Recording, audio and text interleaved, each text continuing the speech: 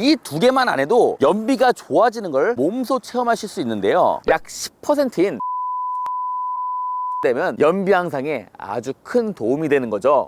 대부분의 운전자들이 운전을 이렇게 하고 있어서 연비 폭탄을 맞고 있습니다. 그래서 내 차 연비를 좋아지게 하고 돈을 아낄 수 있는 방법 5가지에 대해서 말씀드리도록 하겠습니다. 대한민국 인터넷업계 1위 인터넷비교원에서 더욱 강력해진 지원 혜택으로 돌아왔습니다. 인터넷 신규 가입 시 최대 48만원, 추가로 현재 쓰시는 휴대폰의 통신사만 변경해도 최대 30만원 혜택, 정수기 렌탈 시 최대 30만원, 총 108만원의 지원 혜택을 받으실 수 있습니다. 그리고 이건 비밀인데 세경수기로 전화했다고 조금 더 챙겨주세요 라고 말하세요. 타업체보다 단 한 푼이라도 더 챙겨주실 겁니다. 인터넷 TV 바꿀 때 되신 분들은 지금 바로 전화하셔서 상담 받으시거나 네이버에 인터넷 비교원을 검색해주세요.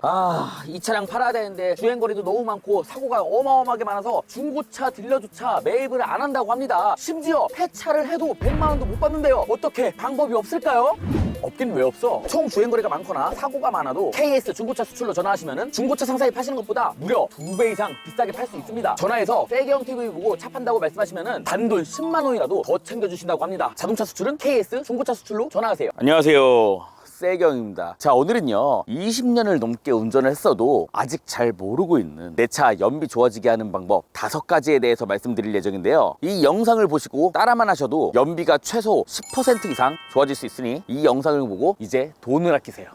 자, 그럼 지금부터 기름값을 아낄 수 있는 첫 번째 방법은요, 불필요한 브레이크 X입니다. 불필요한 브레이크를 밟지 않는 습관이 정말 중요한데요, 당연한 거일 수도 있겠지만 대부분의 운전자들이 이걸 안 지켜서 연비 폭탄을 맞고 있는데요, 일단은 브레이크를 굳이 밟지 않고 악셀만 살짝 떼도 되는 상황에서 굳이 브레이크를 밟는 것인데요, 필요 이상으로 속도가 낮아지게 되고 그 후 낮아진 속도를 올리기 위해서 연료를 소모하게 되면서 브레이크 패드 교체 시기도 빨라지게 됩니다. 실제로 악셀만 떼도 되는 상황에서 브레이크를 밟게 되면은 그렇지 않게 운전하는 것보다 브레이크 교체 주기가 2배 빨라집니다. 브레이크 패드 절대 싸지 않잖아요. 그러니까 꼭 브레이크를 밟아야 되는 상황이 아니라면 악셀만 살짝 놔주고 탄력 주행을 하시면서 주행하시는 걸 권장드립니다. 제 개인적인 생각으로는 초보 운전자 분들에게만 해당되는 상황인 줄 알았는데 얼마 전 제가 술 약속이 있어서 택시를 탔습니다. 근데 그때 알았습니다. 초보 운전자 분들에게만 해당되는 사실이 아니라는 걸.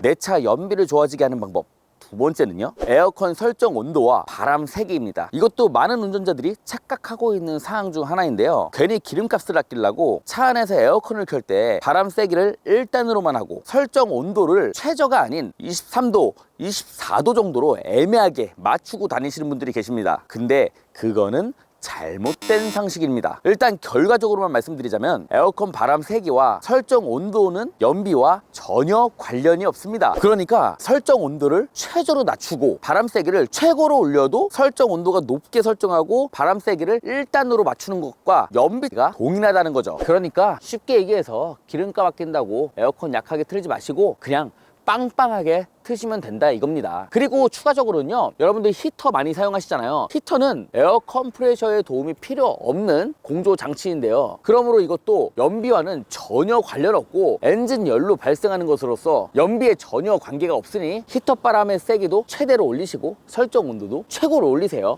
내 차 연비를 좋아지게 하는 방법 세 번째는요, 바로 급을 조심해라입니다. 자, 급이라고 하면은 2가지의 사항이 있는데요, 급출발과 급 감속이 있습니다. 이 2개만 안 해도 여러분들은 연비가 좋아지는 걸 몸소 체험하실 수 있는데요, 일단 여러분들이 운전을 하다가 앞에 속도계 옆에 RPM을 보실 수가 있을 겁니다. RPM이 0, 1, 2, 3 이렇게 숫자가 적혀 있는데 1은 1000을 의미하는 거고 2는 2000이라서 2000 RPM을 의미하는 건데요, 그 RPM이라는 것 자체가 분당 엔진 회전수를 말하는 겁니다. 그래서 엔진이 돌아가는 회전수가 많으면 많을수록 연료 소모량이 많아지게 되겠죠. 그런데 많은 운전자들이 습관적으로 신호에 정차해 있다가 출발을 할 때 급출발을 하시는 분들이 엄청 많아요. 예를 들면 악셀 전개를 출발할 때부터 반 이상을 밟아버린다든지 아니면 풀로 때려서 급가속을 한다든지 이러한 경우들이 많은데, 이렇게 하면 그냥 기름값 거덜납니다. 그러면 어떻게 해야 되냐, 출발할 때는요 엑셀을 부드럽게 눌러서 2000rpm 미만으로 스무스하게 출발하시는 게 포인트고요, 반대로 주행 중에 급감속을 하게 되잖아요. 브레이크를 세게 밟거나 갑자기 속도를 확 줄이게 되는 것을 급감속이라고 하는데요, 그 급감속을 갑작스럽게 하게 되면은 엔진은 줄어든 속도만큼 연료량을 조절해서 불필요한 연료를 소모하게 됩니다. 그래서 브레이크를 밟을 때도 정차 시점이 다 각기 달라서 급 브레이크를 밟아주는 것보다 미리 가볍게 브레이크를 밟아주면서 스무스 수수하게 정차하는 게 가장 좋습니다. 그래서 제가 동일하게 10km가 되는 구간을 갈 때는 급출발, 급감속을 자주 하면서 RPM을 2000 이상 유지를 하고 주행을 했고요. 다시 돌아올 때는 급감속, 급출발을 최대한 하지 않으면서 2000rpm 미만을 유지했습니다. 그런 결과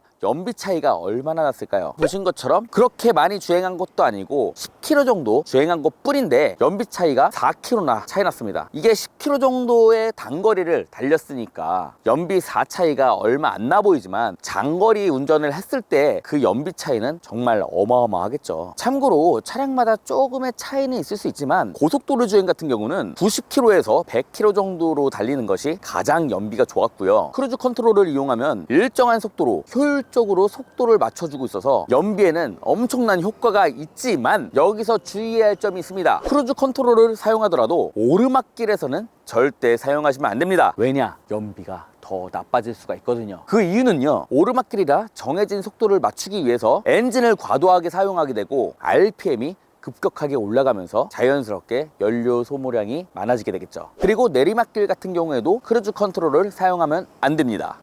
오르막길 안 되면 내리막길에서는 효율이 더 좋은 거 아니에요? 라고 생각하실 수 있는데 내리막길에서도 사용하시면 안 됩니다. 내리막길에서 크루즈 컨트롤을 사용하면 어떠한 현상이 일어나냐? 내리막길 같은 경우도 정해진 속도를 맞추기 위해서 브레이크를 과도하게 사용합니다. 그리고 우리가 흔히 말하는 엔진 브레이크라고 하죠. 기아 단수를 낮추게 되면서 RPM이 치솟게 되는데요. RPM이 치솟게 되면은 연료 소모량이 많아지게 되면서 과도한 엔진을 돌리게 되고 연비에 아주 쥐약이라고 했죠. 그래서 결론적으로는 크루즈 컨트롤을 사용할 때 오르막길이나 내리막길에서는 크루즈 컨트롤을 잠시 끄고 직접 악셀을 조절해서 운전하시는 게 연비에 효율적입니다. 그리고 인터체인지나 톨게이트를 지나가실 때는 안전을 위해서 크루즈 컨트롤을 잠시 꺼두시는 걸 잊지 마시고요. 사실 갈 때는 그냥 갔지만 올 때 연비가 좋았던 이유가 물론 RPM을 2000 미만으로 유지를 하고 급가속 급출발을 안 한 것도 있지만 제가 전환점에서 나노칸 엔진 코팅제를 주입해서 주행을 했던 것인 건데요. 그 나노칸 엔진 코팅제를 주입한 결과 시너지 효과가 일어나서 연비가 아주 많이 향상이 됐습니다. 근데 이 좋은 엔진 코팅제를 저만 사용하면 조금 아쉽잖아요. 그래서 준비했습니다. 이 영상을 보시는 10분께 나노칸 엔진 코팅제를 무료로 드리겠습니다. 이벤트 참여 방법은 정말 간단합니다. 댓글에 여러분들 이메일 주소만 남겨주세요. 그렇게 되면은 이벤트 참여가 완료된 것입니다. 그리고 일주일 뒤 제가 추첨을 통해서 이메일을 남기신 댓글에 대댓글을 남길 겁니다. 그렇게 되면은 당첨이 되신 겁니다. 택배비 걱정도 하지 마세요. 택배비는 이 세경이 부담하겠습니다. 시중에서도 나노칸 엔진 코팅제 판매하고 있으니까 네이버에 나노칸 엔진 코팅제를 검색하셔서 구매하시면 될 것 같습니다.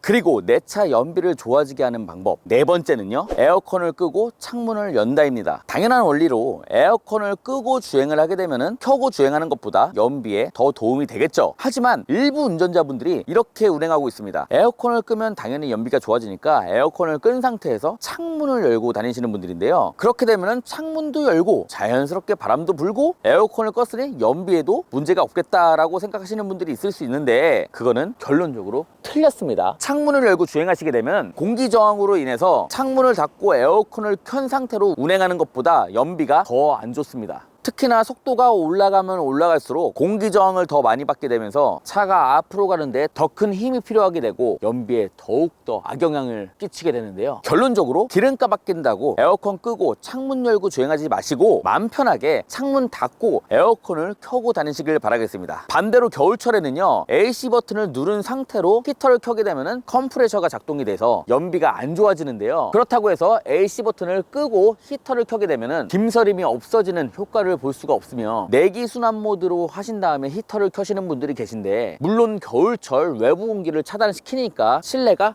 조금 더 따뜻해질 수 있는 건 사실입니다. 하지만 내기 순환 모드로 장시간 운전하게 되면은 이산화탄소 농도가 높아지면서 졸음 운전을 유발할 수 있으니 이런 내용들 참고해서 그때그때 상황에 맞게 설정을 하시면 될 것 같습니다. 잠깐! 내 차 팔 때 KS 중고차 수출로 문의하세요. 세경이 소개하는 곳이니까 믿을만 하다니까요.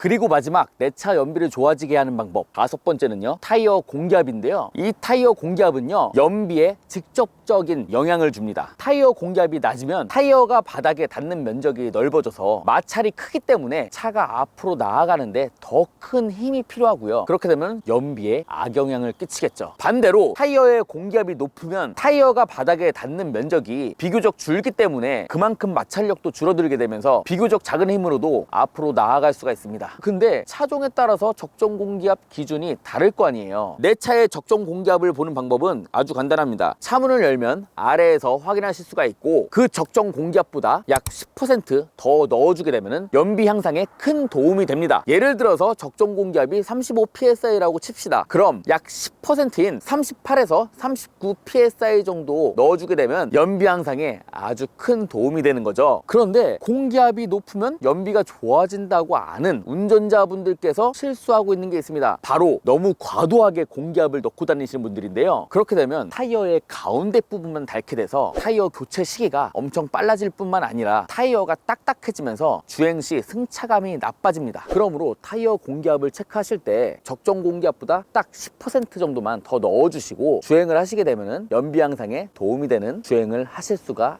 있습니다. 구독을 했나?